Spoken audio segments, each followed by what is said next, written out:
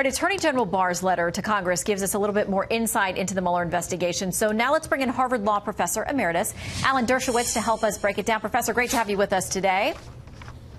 Well, thank you. I'm probably going to be the only person on your show who is going to be very critical of Mueller. I thought it was a cop-out for him to say that there was not enough evidence to indict, but it's not an exoneration. On obstruction. And we're going to put a report out on obstruction. We're going to put a report out which says on the one hand, on the other hand. It sounds like a law school exam. That's not the job of the prosecutor. The job of the prosecutor is to decide yes or no. Make a decision. And then if you say yes, you indict. If you say no, you shut up. You don't go on and say, no, we're not going to indict, but let me tell you all the evidence that might have led us to indict. That's exactly what prosecutors shouldn't do. That's exactly what Comey did. How is this different than Comey?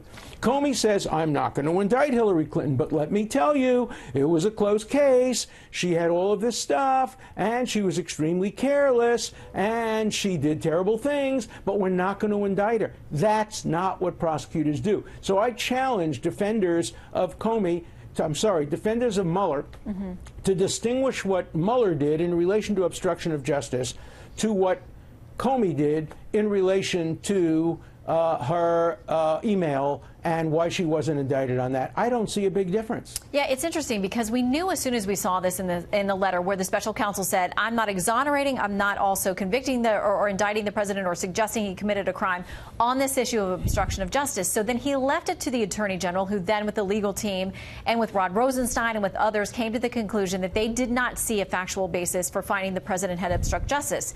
Interesting that Barr said it wasn't completely premised upon the point that they didn't find an underlying crime of any kind of collusion or any kind of trouble with Russia, right, but that did bear on the decision. He also said it wasn't about the constitutional question of whether or not you can indict a sitting president, but he said we looked at it and we thought that it was not worth pursuing. Now, Congressman Jerry Nadler, the chair of the House Judiciary, has tweeted quite a bit about this, and of course we knew that would be the point Democrats would jump to. He says, Special Counsel Mueller worked for 22 months to determine the extent to which President Trump obstructed justice. Attorney General Barr took 2 days to tell the American people that while the president's not exonerated, there will be no action by DOJ.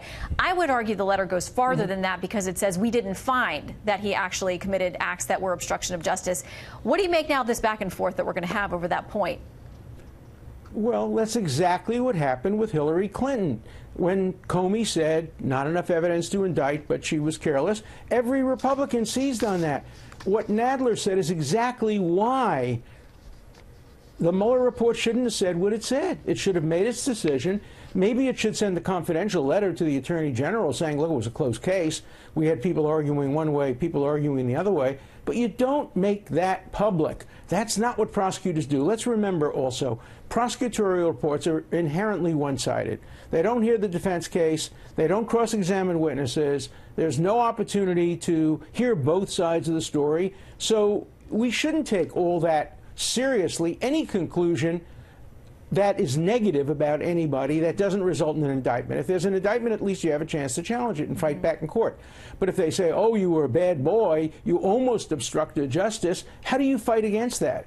Where do you defend yourself against that kind of charge? That's why traditionally prosecutors are not allowed to say anything about people they decided not to indict. But Mueller just couldn't resist. He's been working all these months, spent all this money, so he has to tell the American public, look, I had some people who wanted to indict, some people who didn't want to indict. Here's this argument, here's that argument. I'm leaving it to the Attorney General.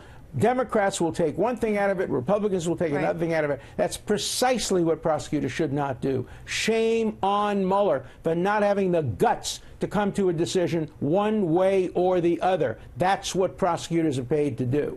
Okay, so obviously he, as special counsel, was operating under a different statutory framework than Kenneth Starr, who was then working as the independent counsel. Now, he today was asked about this issue as you talk about the parallels between then FBI Director Comey and Hillary Clinton and her emails.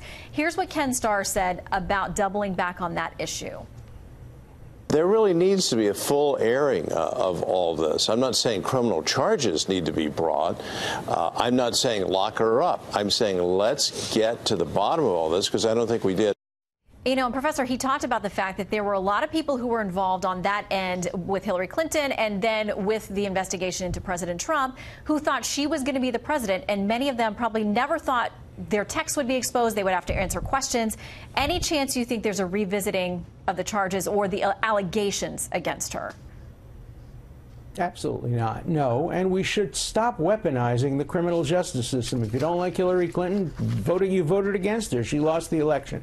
I think the idea of reopening a case now would just politicize our criminal justice system even more. I think the Mueller report does a good job of depoliticizing, at least on the collusion, conspiracy, Russian interference, but I think it did an abysmal job on the issue of obstruction of justice. We, the American public, are entitled to a yes or no decision, not some law school essay on what arguments there are on both sides of this issue. That was a serious mistake.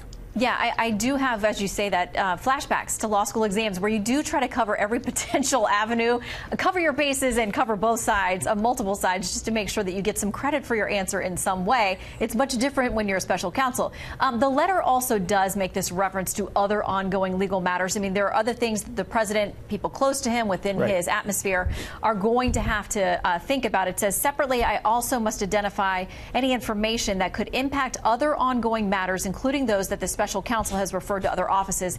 That's in Barr's letter. I mean, he definitely makes reference to the fact that the president and his legal team still have a lot of things on their plate, Professor.